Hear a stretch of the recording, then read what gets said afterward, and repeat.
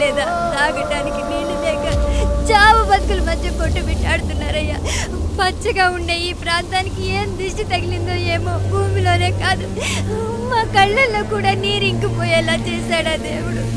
ఈ గంట మీ చేతుల్లోనే ఉందయ్యా. చూడమ్మా, వర్షాలు లేక కరువుతో రాష్ట్రం కష్టాన్ని కూడా అరువు తెచ్చుకుని బతుకుతుంది. నా కాళ్ళ మీద పడితే ఏమీ రాదు, పైనుండి వర్షం పడాలి. అయ్యా మినిస్టర్ గారు, మీరైనా ఏదో ఒకటి చెయ్యండి అయ్యా. నేనేం చేయనమ్మా, ఇక దేవుడే మిమ్మల్ని కాపాడాలి. ఎవడొస్తాడే మిమ్మల్ని కాపాడడానికి? ఎన్నాళ్ళు అడుగుతారా ఎవడొస్తాడు, ఎప్పుడొస్తాడు, ఎక్కడి నుంచి వస్తాడు అని? పేదవాడికి కష్టం వచ్చినప్పుడల్లా ఇదే మాట. 70 ఏళ్లుగా హీరో రావాల్సి వచ్చినప్పుడల్లా ఇదే మాట. ఇంకా ఎన్నెళ్ళు అడుగుతారా ఎవడొస్తాడే మిమ్మల్ని కాపాడడానికని? మీరు మమ్మల్ని అడగటం, వస్తాడ్రా అని మేము మీకు చెప్పడం. అయినా సరే మళ్ళీ మీకోసం ఇంకోసారి చెప్తున్నాను, వస్తాడు వస్తాడు. ఆకాశాన్ని చింపుకుంటూ వస్తాడు, నేలను పగలగొట్టుకుంటూ వస్తాడు. ఎవడు? దేవుడు. దేవుడా? రాయికి వరమిచ్చిన రాముడు దేవుడైతే, ద్రౌపదికి చీరిచ్చిన కృష్ణుడు దేవుడైతే, ఈ ఊరికి ఆయనే దేవుడు. ఆ దేవుడికి ఇంకో పేరే రాయుడు, పాపారాయుడు, పాపారాయుడు.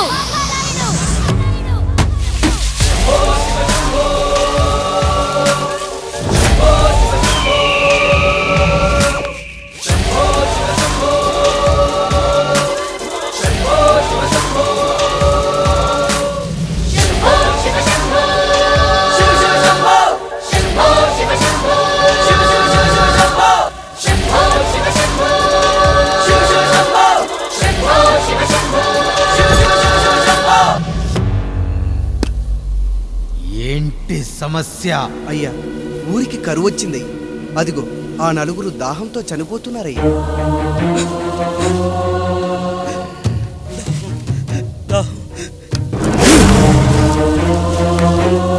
పాపారాయుడు తీర్పు ప్రకటిస్తున్నాడు. ఈ గ్రామం ఇంతకు ముందెప్పుడు ఎదురవ్వని సమస్య. అందుకే ఈ సమస్యని నా సర్వేంద్రియాలను కేంద్రీకరించి, నవరంధ్రాలను బిగించి ఆలోచించి ఈ నా తీర్పు ప్రకటిస్తున్నాను. దాహంతో అలమటిస్తున్న ఆ నలుగురికి వెంటనే బావులు తవ్వించి వాళ్లకు నీళ్ళివ్వండి. అంత సమయం లేదయ్యా. మరో 5 నిమిషాలు వారి చేత నీళ్లు తాగించిపోతే చచ్చిపోతారయ్యా. పూజారి, మరేంటి ఇప్పుడు దీనికి పరిష్కారం? నృత్యం. సంగీతానికి శిలలు, నృత్యానికి మేఘాలు కరుగుతాయని శాస్త్రం చెబుతుంది. ఆ నాట్యానికి ఆకాశం కరిగి వెంటనే వర్షం పడాలి. అందుకు ఆ నటరాజైన శివుడే మార్గం చూపించాలి.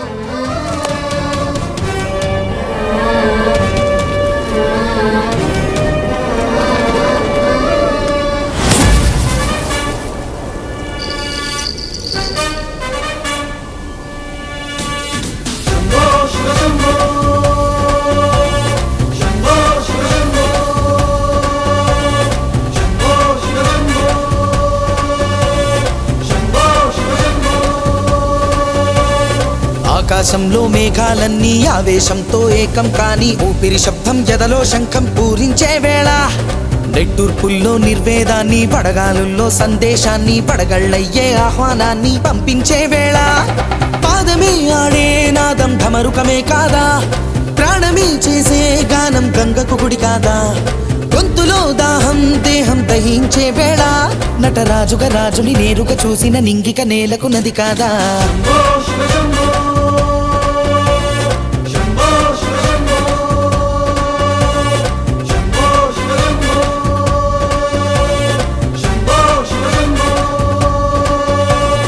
నిమిషం విషమైతే గళమే సిద్ధం అని చెప్పే శివతత్వమే, వేషం వేయించే నాట్యం చేయిస్తే మేఘం పులకించదా, ఊరికే బాధే మోసే రాజే కాడంటూ, ఊరికై యుద్ధం చేసే శక్తి ఉందంటూ, మండిన హోమంలో నా సమిధే తానంటూ, తన దేహమే మబ్బుగా స్వేదమే బానగ గొంతులు నేరుగా తడిపేనా.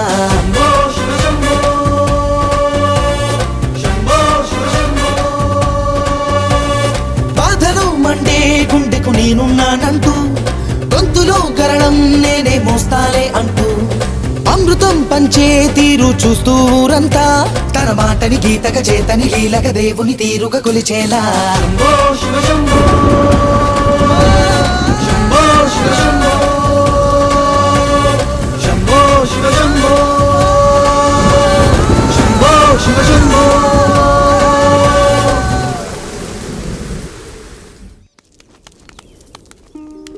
అయ్యా, దేవుడిచ్చిన ప్రసాదం అనుకుని నలుగురిని కన్నాను. ముగ్గురికి పెళ్లి చేయగలిగానయ్యా. ఈ ఊరు ఏమిచ్చినా మీరు తీసుకుంటారు కదయ్యా. ఇది మిగిలిపోయింది. తమరే ఏదో ఒకటి చెయ్యండి అయ్యా. అయ్యా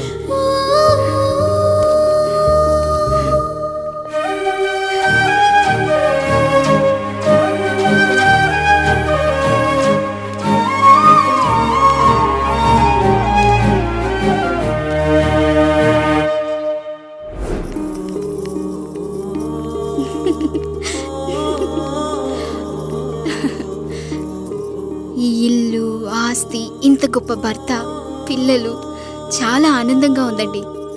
కానీ నాకు ఒకటే లోటు. మన తర్వాత మన పిల్లల్ని చూసుకోవడానికి వీళ్ళకొక అన్నయ్య కావాలండి. అచ్చం మీ పోలికలతో వీళ్ళకొక అన్నయ్యని కందామండి. నువ్వు అడిగితే కాదనగలనా?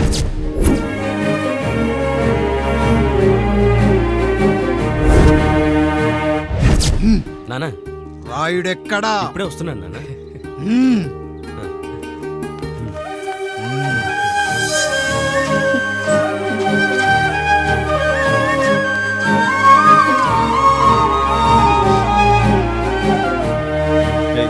చూడరా, మీ అన్న మీద పగ తీర్చుకోవడానికి నీకు ఇదే సరైన సమయం.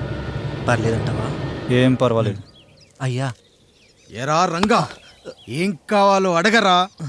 నీకంటూ ఏమి ఇవ్వలేదు, నువ్వు ఏమి అడగలేదు. చెప్పరా. మా అన్నకు నాకు పడట్లేదయ్యా. తోడ పుట్టినవాడని చాలా సహించాను. అడ్డమైన దానాలు చేసి ఆస్తి మొత్తం పోగొట్టాడు. ఇప్పుడేం కావాలరా? కొద్దిగా ఈ కత్తి తీసుకొని వాడిని చంపి పెట్టండి అయ్యా.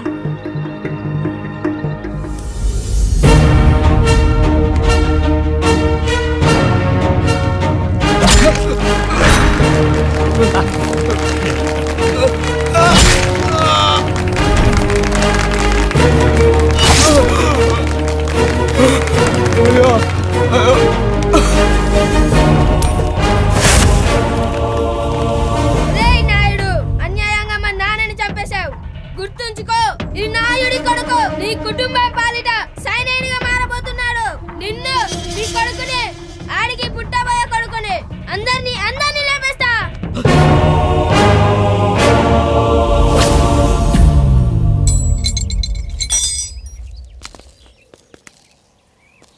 ఏం జరిగింది? మీరు హత్య చేసినట్టు ఇప్పుడే సమాచారం అందింది. తగిన సాక్ష్యాధారాలు పరిశీలించిన పిమ్మట మీకు యావజ్జీవ కారాగార శిక్ష, 2000 రూపాయల జరిమానా విధిస్తూ అరెస్ట్ చేస్తున్నాను. అయ్యగారు నా కోసం చేసిన త్యాగాన్ని హత్య అంటుందా మీ చట్టం? ఇదెక్కడ న్యాయం? మనిషికి ఇచ్చిన మాట నిలబెట్టుకుంటే అరెస్ట్ చేస్తారా? ఏ దేశంలో ఉంది చట్టం? నన్ను ఏం చేయమంటారు రాయుడు గారు? 9వ తరగతి చదివి ఊర్లో గాలికి తిరుగుతున్నా నన్ను మీ మనిషి ఒకడు పోలీస్ స్టేషన్లో ఉండాలని నన్ను ఎస్ఐన్ చేశారు. సాటి మనిషిని స్వేచ్ఛగా హత్య చేసుకోవాలని దౌర్భాగ్య స్థితిలో బతుకుతున్నాం మనం. మీరు చేసిన ఈ గొప్ప పనిని అర్థం చేసుకునే సంస్కారం, విజ్ఞత, విజ్ఞానం మాకు లేవు సార్, మాకు లేవు.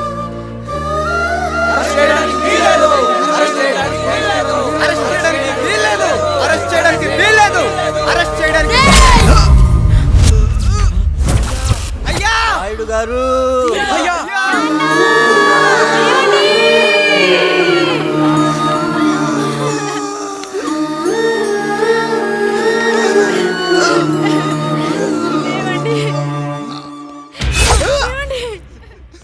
నొప్పిగా ఉందిరా.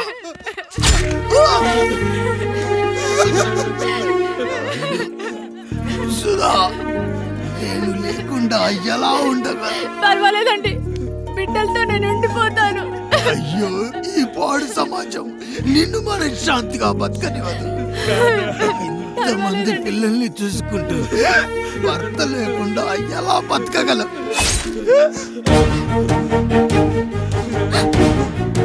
వద్దండి.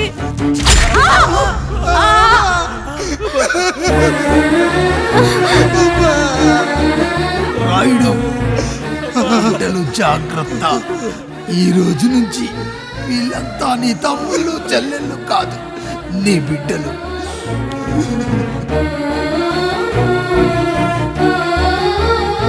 ఎక్కడికి వెళ్ళండ్రా. నీ కష్టం వస్తే ఒక్కసారి నాన్న అని పిలవరా. ఆ సమాధిలోంచి అయినా లేచొస్తా.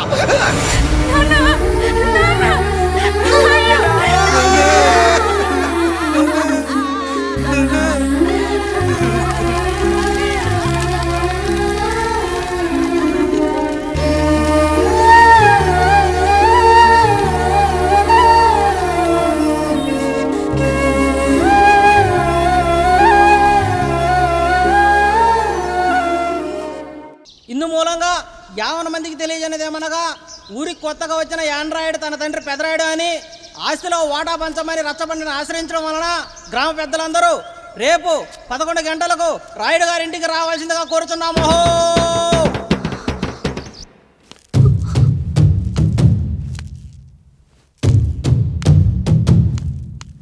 ఎందుకొచ్చారు? తన తాత పాపారాయుడు గారు ఆస్తి తనకు కూడా కావాలంటూ పంచాయతీలో ఫిర్యాదు చేశాడయ్యా.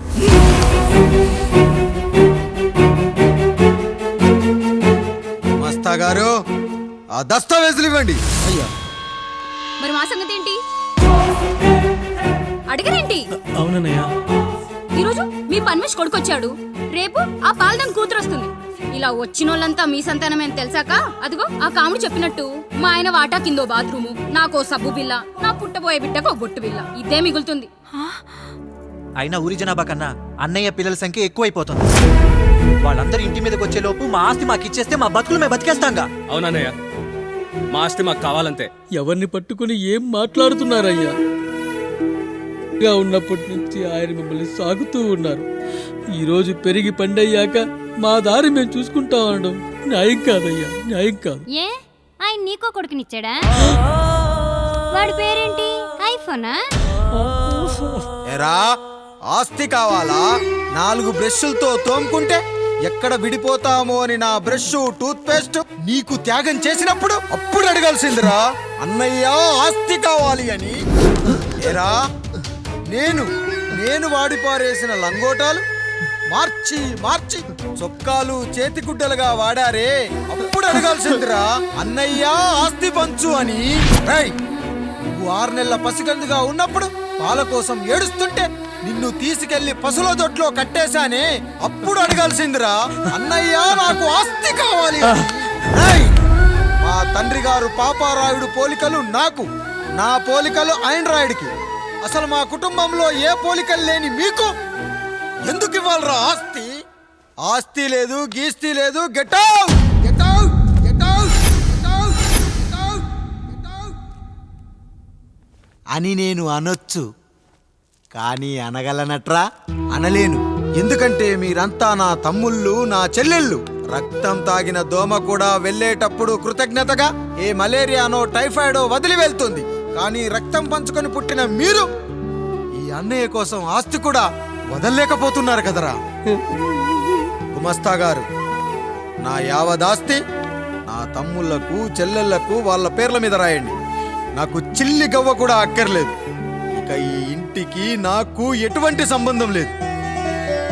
లక్ష్మి, సావిత్రి, మీ చీరలు విప్పేయండి.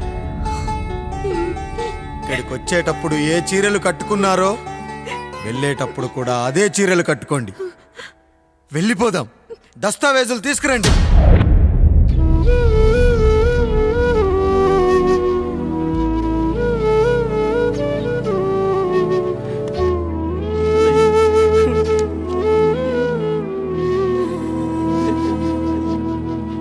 ఇక ఈ ఇంట్లో నా పేరు వినపడితే నా తమ్ముళ్ళు చెల్లెళ్ళు బాధపడతారయ్యా.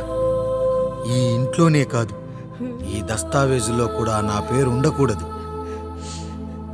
నేను ఇక్కడ సంతకం పెట్టి వీళ్ళ మనసు నొప్పించలేను. అయ్యా, మొత్తం వదిలేసి మీరెలా బతుకుతారయ్యా? ఎండకు నీడలా, వర్షానికి గొడుగులా నన్ను ఇన్నాళ్ళు కాపాడింది. కష్టాల్లో సుఖాల్లో నాకు తోడుగా నిలిచింది. నా నిజమైన ఆస్తిని, కుటుంబ గౌరవాన్ని కాపాడింది. ఇదేరా నా ఆస్తి అంతస్తు. ఇదే మా నాన్నగారిచ్చిన లంగోట. బంగారం లాంటి తమ్ముళ్ళే లేనప్పుడు నాకు మాత్రం ఈ బట్టలెందుకురా? వెతికిన దొరకదే రూపం, అరి పిలిచిన పలకదే ప్రాణం. వెతికా నువ్వు నడిచిన దారుల్లో, బ్రతికే నువ్వు విడిచిన శ్వాసల్లో. హో నీడనడిగా గాలినడిగా ఎక్కడని నా ప్రాణం. ఏరునడిగా ఊరునడిగా ఎందుకని మౌనం.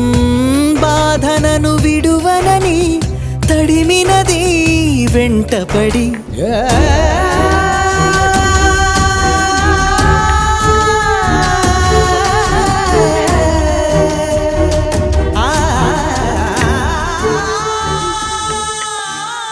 ఏవండి,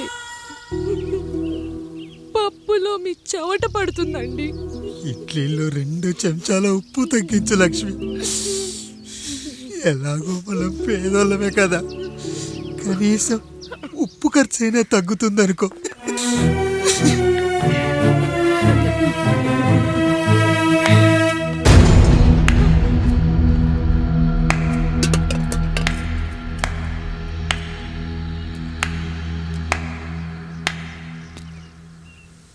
పప్పు రుబ్బుతున్నావా పెదరాయుడు? ఎవడికైనా చేసిన పాపం పండుతుంది అంటారు. నీకు మాత్రం అదిగో అలా పిండయింది. అరే రే రే రే రే, చేతి నిండా భార్యలు, ఇంటి నిండా బంధువులు, బీరువా నిండా డబ్బులు, ఊరి నిండా జనాలు. ఏరి ఎక్కడ? ఇంటర్వెల్ ముందు ఇంటర్ చదివే కుర్రాడు ఏదో ఆవేశంగా డైలాగులు చెప్పాడు, సెకండ్ హాఫ్ కు మర్చిపోతాడు అనుకున్నావు కదూ? మర్చిపోవడానికి నువ్వు నాకు ఇచ్చింది అప్పు కాదు, ద్రోహం. అమ్మ వచ్చిన ప్రతిసారి అడిగేవాణ్ణి, అమ్మా నాన్నెక్కడా అని. నీ గురించి తెలిసాక నీ ముందుకొచ్చా, నీ బ్రతుకుని ఇక్కడి దాకా తీసుకొచ్చా.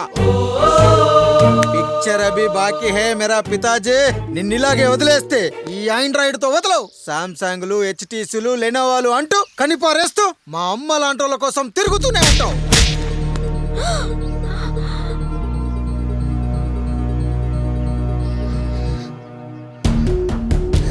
అమ్మా అమ్మా, ఛీ, నన్ను అలా పిలవకురా. ఎవరిని పట్టుకొని ఎన్ని మాటలు అంటున్నావురా? రాయికి వరమిచ్చిన రాముడు దేవుడైతే, ద్రౌపదికి చీరిచిన కృష్ణుడు దేవుడైతే, నాకు బిడ్డనిచ్చిన ఆయన కూడా దేవుడేరా. ఏంటి, ఇలానే వదిలేస్తే బిడ్డల్ని కంటూ వెళ్తాడా? అసలు ఆయన కంటూ సొంతంగా ఒక్క బిడ్డ కూడా లేడురా. అసలు ఏం జరిగిందో తెలుసా? మీరుండండి అయ్యా, ఉండండి. మొదటి భార్యని చేసుకున్నాక పిల్లలు పుట్టలేదని 2వ పెళ్లి చేసుకున్నారు.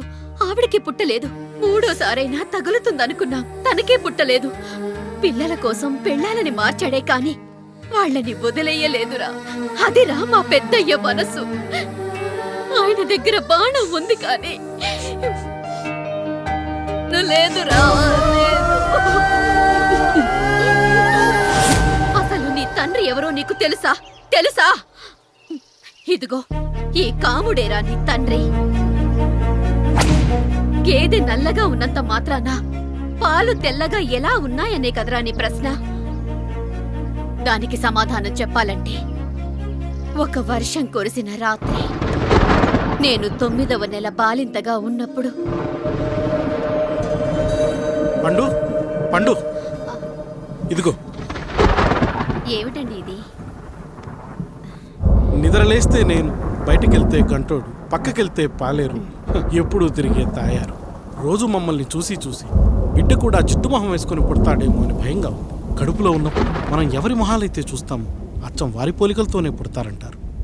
పొరపాటున నా పోలికలతో పుడితే? అదేంటి కాముడు, నీకేం తక్కువ? జుట్టు ఉండాల్సిన చోట లేకుండా అవసరం లేని చోట విపరీతంగా పెరిగిపోతుంది. మనకు పుట్టబోయే బిడ్డ గొప్ప అందగాడై ఉండాలి. ఇదిగో రోజు ఈ దేవుడి ఫోటోలు చూడు, వాళ్ళలాగే అందంగా పుడతాడు. కడుపుతో ఉన్నప్పుడు ఎవరి ఫోటో చూస్తే ఆ పోలికలతో బిడ్డ పుడతాడా? కనిపించని దేవుడి పోలికలు నా బిడ్డకెందుకు? ఈ ఊరికి దేవుడు రాయుడు. నా బిడ్డ ఆయనలాగే పుట్టాలి, ఆయనలాగే పుట్టాలి.